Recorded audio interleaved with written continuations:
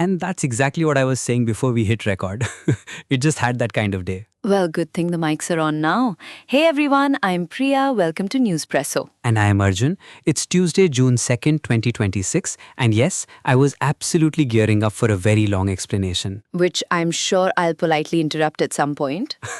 That's basically our format. Okay, let's start in Oslo, because this was such a tense, human kind of chess day.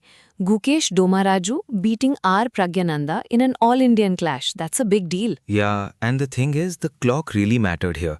Praggnanandhaa had led early, but the late-time scramble flipped it. I hadn't thought about it that way. It's not just moves, it's nerves. Exactly. Gukesh took 3 points from it and moved up to third with 6.5 points. And meanwhile, Wesley So beating Magnus Carlsen. That one must have changed the mood in the room. It did. So jumped into second with 8.5 points while Carlsen kept slipping and ended the day near the bottom of the open standings. Near the bottom? That's not where you expect Carlsen to be. Right. But what's wild to me is the leaderboard pressure. Firouzja stayed on top with 10 points after an Armageddon win over Vincent Kima. And Kima had that rough round after missing a win in the classical game. Exactly. In the women's section too, Divya Deshmukh moved into sole lead after beating Zujina in a long end game. So basically this whole event is turning into a lesson in staying calm when the clock is screaming at you. That's the story. At elite level, those final moves decide everything. Okay, shifting gears, this Iran-US talk story feels heavy.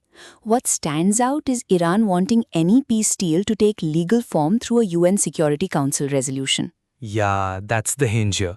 Tehran wants that legal protection, but even they're saying a UN resolution alone won't guarantee implementation. So it's not just about signing something, it's about whether anyone believes it'll hold. Exactly. And mistrust is basically the backdrop.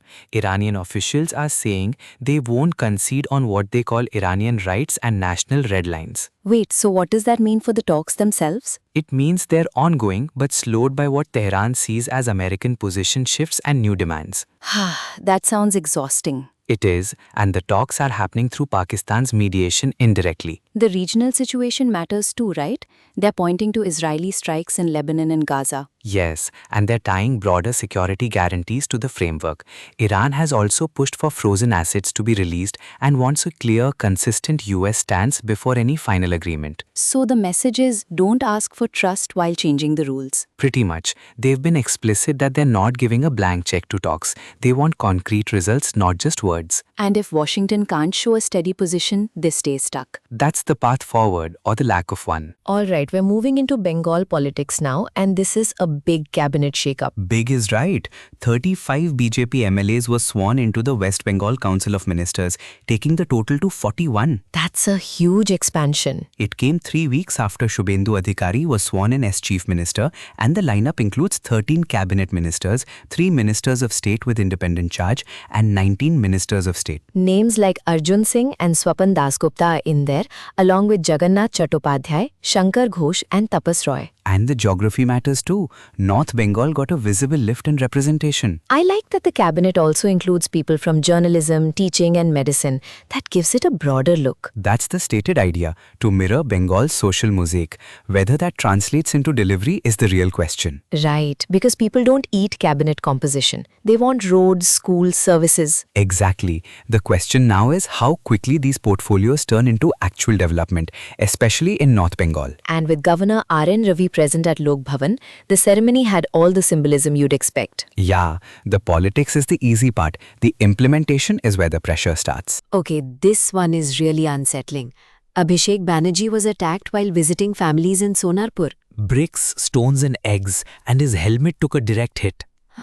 That image alone is awful. It got worse because reports then surfaced that Kalyang Banerjee was attacked near Chanditala in Hooghly too. So the whole day just spiraled. The TMC says the BJP orchestrated the violence. The BJP denies any link and says this is public anger against the ruling party. And meanwhile, the political temperature keeps climbing. Exactly. Nearly 60 of 80 newly elected TMC MLAs missed a scheduled meeting with Mamata Banerjee, and that meeting had to be postponed. That tells you the party itself is scrambling. Yeah, and they're also dealing with arrests, support for workers and strategy changes all at once. What's not clear yet is whether these attacks change the bigger political picture. That's the key question. Some voices are saying this is public anger. Others are saying violence has no place in politics. And there's also concern about pressure on hospitals and public institutions getting dragged into political fights. which is never a good sign for governance. No, it really isn't. Alright, on to the economy, and this one hits very directly for businesses. Commercial LPG prices went up again across major cities. So this is the kind of news that doesn't sound huge until you think about every kitchen that runs on it. Exactly. On June 1, state oil firms raised the price of 19 kg cylinder by 42 rupees in Delhi to 3113.50. And Kolkata got the sharpest jump, right? Yes, 53.50 rupees, taking it to 3255.50. Mumbai, Chennai and Hyderabad also saw increases in the 42 to 53 rupee range. That's restaurants, dhabas, caterers, small food processors, all of them suddenly doing the maths again. And the 5 kg free trade LPG cylinder also rose by 11 rupees in many markets. Household LPG stayed flat though, which is at least some relief. True, but for businesses, the pressure is immediate. They either raise menu prices or absorb the hit. And neither option is painless. No. Oil firms say these adjustments are about supply, demand and strategic reserves, especially with geopolitical tensions keeping crude and LPG costs elevated. So the real question is how much longer small businesses can keep absorbing this? Yeah, and when consumers start feeling it on the menu, the ripple effect gets very real. Okay, staying with the money side of things, markets opened cautiously too. Very cautiously. Gift Nifty signaled a muted start as investors processed Friday's deep sell-off and the MSCI index rebalancing. So last week was already messy, and this week starts with everyone holding their breath. Pretty much. Iran-related risk is still a major wildcard, and traders are watching US-Iran talks and crude closely. What did the early numbers look like? Nifty 50 hovered around 23,600, while Sensex nudged higher but stayed in a tight range. That sounds like nobody wants to make the first move. Exactly. The market equivalent of standing near the door pretending you're not ready to leave. And sector-wise? IT was leading games, while FMCG, autos, power and other cyclical sectors were weaker. So a few pockets of strength, but no broad confidence yet. Right. Analysts are talking about support near 74,500 to 74,200 for the Nifty and resistance around 75,800 to 76,000 on the Sensex. That's a pretty tight range. It is, unless a macro trigger hits. RBI policy cues, monsoon updates, crude volatility, foreign fund flows, those are the things being watched. So for now, the market's basically waiting for somebody else to blink. That's a good way to put it. Now, this next one feels so stressful in a very specific way.